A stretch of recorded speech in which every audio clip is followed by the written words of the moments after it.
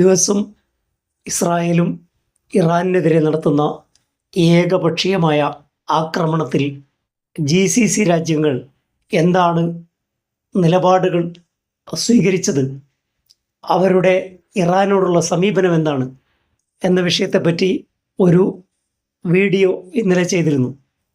GCC രാജ്യങ്ങളുടെ നിലപാടിൻ്റെ പിന്നിലുള്ള ചരിത്രപരവും രാഷ്ട്രീയപരവും ഭൂമിശാസ്ത്രപരവുമായ ചില വിഷയങ്ങളാണ് ഇന്നലെ പരിശോധിച്ചത്.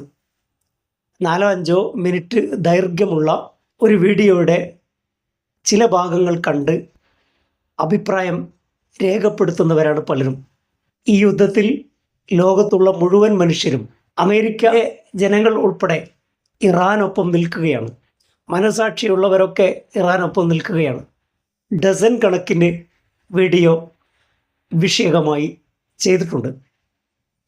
ആയത്തുള്ള അലി ഖംനയെപ്പറ്റി, മുജ്തബ ഖംനയെപ്പറ്റി, അലി ലാറിജാനിയെപ്പറ്റി, അബ്ബാസ് അറാക്ചിയുടെ അൽ ജസീറയുമായി നടത്തിയ അഭിമുഖത്തിൻ്റെ 3 എപ്പിസോഡായി ഇതൊക്കെ ചെയ്തിട്ടുണ്ട്. എന്നാൽ ഇന്നലെ ചെയ്ത വീഡിയോവിൽ സവിശേഷമായി പ്രതിപാദിച്ചത് ഇറാനും UAEയും തമ്മിലുള്ള ബന്ധത്തെക്കുറിച്ചാണ്. പരസ്പരം അവർ എങ്ങനെ കാണുന്നു?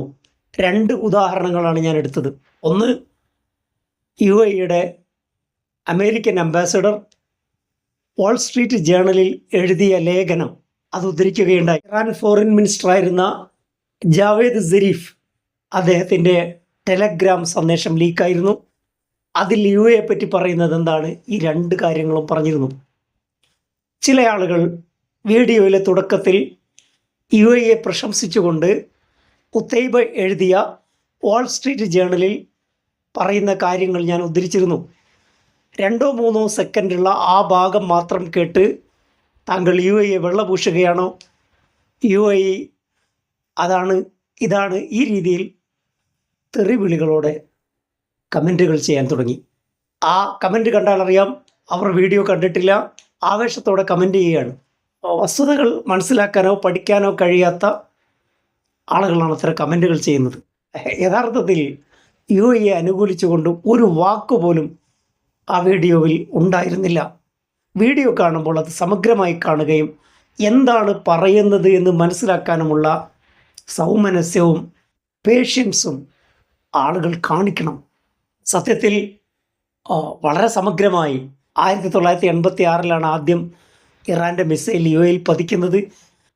1971 വരെ ബ്രിട്ടീഷ് അധീനതയിലായിരുന്നു UAE ഉൾപ്പെടെയുള്ള സ്ഥലങ്ങൾ.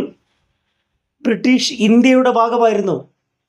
എല്ലാ വർഷവും ബ്രിട്ടീഷ് ഗവൺമെൻറ് പുറത്തിറക്കുന്ന അൽ ഖാബുനാമ എന്ന് പറയുന്ന ഡയറക്ടറി, ആ ഡയറക്ടറിയിൽ ബ്രിട്ടീഷ് ഇന്ത്യയുടെ ഭാഗമായിരുന്നു അബുദാബി, അജ്മാൻ.